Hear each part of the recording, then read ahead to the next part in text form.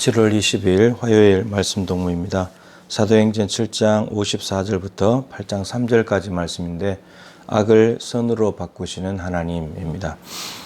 스데반이 아주 길게 설교를 했는데 듣고 마음에 찔린 유대인들이 분노가 일어났고 스데반을 돌로 쳐서 마치 신성모독한 사람을 처형하듯이 처형을 해버렸습니다. 그런데 그 스데반의 옷을 가져다가 사람들이 누구에게 갖다 주냐면 사울이라는 청년에게 갖다 줍니다. 사울이 이제 공식적으로 등장을 하게 됩니다. 그 스데반의 설교를 다 듣고 스데반이 죽는 것을 마땅하게 여겼다라고 이야기를 합니다. 그러니까 그게 스데반 죽이는데 이제 앞잡이가 된 셈인 거죠. 근데 이 사울이 스데반이 죽는 것 거기에서 멈춘 것이 아니라 오히려 이 예루살렘 교회에 큰 박해를 일으킵니다. 그래서 교회를 잔멸합니다. 교회를 파괴하고 없애기 시작하죠. 그 당시에 교회는 가정에 있는 교회들입니다. 그래서 각 집에 들어가 가지고 예수님을 믿고 있는 남녀를 다 끌어내 가지고 감옥에 갖다 넣어버리게 되죠.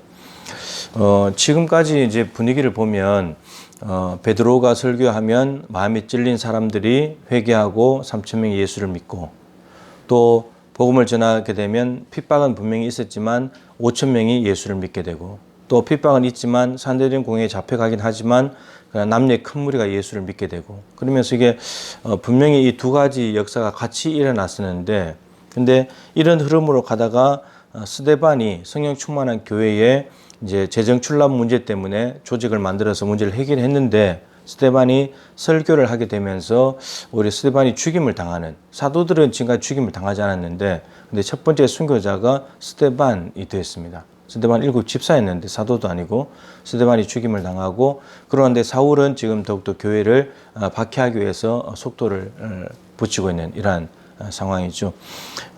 이 사울이 이렇게 하는 이유가 있습니다. 이렇게 하는 이유가 요한복음 16장 2절에 보면은 예수님께서 제자들에게 너희들이 나를 믿고 따를 때는 너희들을 유대교에서 출교시킬 거다. 출교시킬 뿐만 아니고 너희를 죽이는 사람들이 나타날 거다. 그러니까 예수를 믿고 예수를 따르고 예수를 전하게 되면 죽임을 당하게 된다. 순교하게 된다는데, 문제는 그 죽이는 사람들이 뭐라고 생각하냐면 살인죄 이렇게 생각하는 것이 아니고 하나님을 섬기는 거다. 이게 하나님을 섬기기 위해서 예수 믿는 사람들을 박해하고 죽인다 이렇게 생각한다는 겁니다. 지금 사울이 그 모양새거든요. 왜 스데반이 죽는 걸 마땅한 일로 여겼냐면은 하나님을 섬기는 일이니까. 하나님을 섬기는 일인데 신성을 모독하고 성전에 대해서 율법에 대해서 잘못 이야기했기 때문에 그래서 죽임을 당해야 된다는 겁니다. 그러면서 스데반이 죽은 것을 보면서 아이고 사람을 죽였네 죄책감 느끼는 것이 아니고 하나님 섬겼습니다. 하나님 영광을 받으십시오 이렇게 한다는 겁니다. 지금과 다른 모양새가 되면서 교회가 어떻게 보면은 위기를 당한 것 같습니다. 복음이 막히는 것 같고 십자가 부활이 전해져야 되는데 이 사울, 스데반의 죽음을 통해서 이 기독교인들은 주저하게 되겠죠. 두려움이 느껴지게 되겠죠. 계속 전해야 되는 것인가? 복음을 피할 수도 있을 것이고 사울을 피해서 다닐 수도 있을 것이고 이런저런 일들을 맞이하게 됐을 겁니다. 근데 이제 오늘 본문 이후로 늘어나는 놀라운 소식은 뭐냐면 교회에 대한 이 어떤 핍박 그리고 죽음까지 가는 이러한 위협들, 그리고 정말 가장 뛰어난 설교자였던 스데반의 설교자가 죽는 이 사건을 통해서 오히려 복음이 땅끝으로 간다는 겁니다. 이 사울을 비롯한 유대인들은 악을 행한 거죠. 지금 스데반의 설교만 들어봐도 예수를 죽인 것이 잘못됐다는 것을 들었으면서도 불구하고 그것을 전한 예수 믿는 사람들을 죽였다는 겁니다. 그러니까 분명히 이것이 그 하나님을 섬기는 일이라고 자기들은 생각하는 것 때문에 엉뚱한 일을 저지르고 있고 실제로 이제 박해가 일어나게 된 셈인데, 근데 이러한 위기들을 통해서 이러한 악을 저지르는 것을 통해서 복음이 막히는 것 같지만, 그러나 하나님은 오히려 이것을 선으로 바꾸셔가지고 오히려 복음이 땅끝으로 가게 만드신다라고 하는 겁니다. 이렇게 되어 있죠. 사도 외에는 다 유대와 사마리아 모든 땅으로 흩어지니라. 그 사도들만 예루살렘에 남아있고 나머지는 다 유대 예루살렘으로 흩어졌다는 겁니다. 실제로는 사도들은 예루살렘에 사도만 있는 게 다른 사람들 더 있었다는 걸 알 수 있게 됩니다.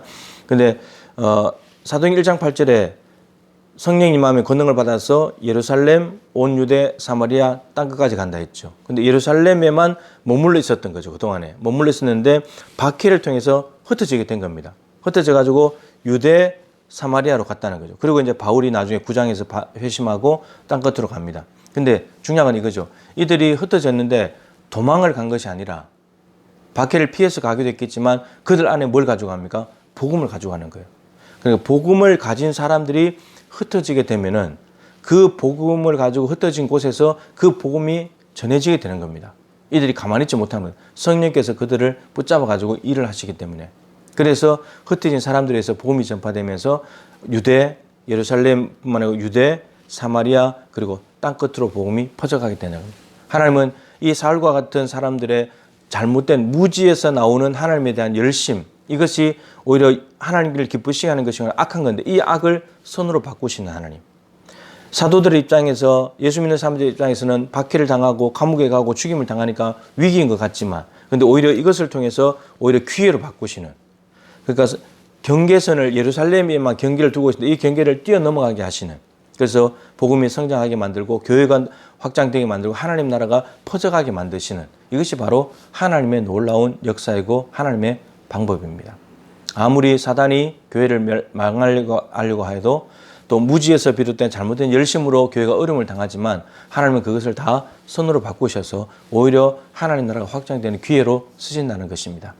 그래서 우리가 생각지 못했던 상황, 어려운 상황이 왔다 할지라도 하나님이 그 상황을 선으로 바꾸실 수 있다는 것. 이 상황을 역전시켜서 오히려 하나님의 나라는 더 확장되게, 하나님의 구원 계획은 더 성취되게 만들어갈 수 있다라고 하는 거죠. 지금 당장 내가 힘들다고, 지금 당장 내 상황이 매우 나를 힘들게 만든다고 해서 그것 때문에 절망할 것이 아니고 하나님이 이 상황을 어떻게 바꿔가실까? 하나님이 이 상황 속에서 어떻게 일을 하실까? 이 상황 속에서 무슨 일을 하실까? 하나님은 죽지 않잖아요. 우리는 핍박받고 스데반은 죽고 했지만 하나님은 절대 죽지 않거든요. 그럼 하나님이 그것 통해서 순교자들의 피가 절대 헛되지 않게 하기 위해서 하나님은 계속 일을 해 나가신다라고 하는 겁니다. 우리가 오히려 기대를 해야 되겠죠. 하나님이 이 위기 가운데서 하나님이 어떻게 일을 하실까? 어떻게 상황을 바꾸실까? 어떻게 하나님이 하나님 나라를 확장시키실까? 그리고 하나님이 영광을 받으실까? 여러분, 이스라엘 백성들 주전 2000년부터 예수님 당시 그리고 지금까지 4000년의 흐름 속에서 여전히 백성들은 거절하고 불순종했지만 하나님의 구원 역사는 계속해서 흘러왔습니다. 앞으로도 흘러갈 것입니다. 인간의 어떠한 박해와 어떤 악한 일들을 한다 할지라도 하나님의 구원 역사는 멈추지 않습니다. 하나님 나라가 완성될 때까지 계속해서 가는 것이죠. 그래서 우리가 그 상황 속에서 만나게 되는 어떤 상황을 만날 때 우리가 우선은 하나님이 보내신 구원자의 말들, 하나님 말씀을 거절하거나 배척하지 않아야 되겠지만 또 한편으로는 벌어지는 악한 상황들, 우리가 의도하지 않았던 다른 외부에서 오는 상황들을 가지고 낙심할 것이 아니고 하나님은 여전히 일하신다는 것, 여전히 이 상황 속에서 하나님의 구원 역사는 흘러간다는 것을 우리가 그것을 믿을 때 우리가 어떤 상황을 만나도 오히려 담대할 수 있고 평안할 수 있다는 것입니다. 오늘도 여러분 삶 속에서 어떤 상황을 만나더라도 하나님의 구원 역사는 계속됩니다. 우리가 거절하지 말고 하나님 말씀을 믿음으로 받아들이게 되고 어려운 상황을 만났을 때는 하나님이 어떤 일을 하실까 기대하면서 간다면 우리는 오늘 하루도 은혜 안에 믿음으로 살아내게 될 것입니다. 하나님의 구원 역사에 믿음으로 참여하시기를 축복합니다. 하나님 아버지, 인간의 무지함과 인간의 악함과 악한 권세들의 활동에도 불구하고 하나님께서는 그것을 오히려 선으로 바꾸시고 기회로 바꾸시고 오히려 좁은 안목에 잡혀있던 사도들을 넓게 퍼뜨려서 하나님 나라가 땅끝까지 가게 하시는 사도행전의 큰 그림을 이루어 가시는 것을 보게 됩니다. 하나님은 위대하십니다. 하나님은 전능하시고 하나님은 천지를 만드시고 하나님은 권능이 뛰어나신 분이십니다. 인간의 악함과 좌절시키려고 하고 멈추게 만들고 절망시키려고 하는 모든 계략에도 불구하고 하나님의 구원 역사는 계속해서 흘러가는 것을 오늘 말씀을 통해서 다시 한번 확인합니다. 우리가 어떠한 상황을 만나도록 좌절하지 않도록 도와주시고 하나님의 구원 역사에 믿음으로 참여할 수 있도록 도와주시옵소서. 예수님의 귀하신 이름으로 간절히 기도드립니다. 아멘. 오늘도 믿음으로 승리하십시오.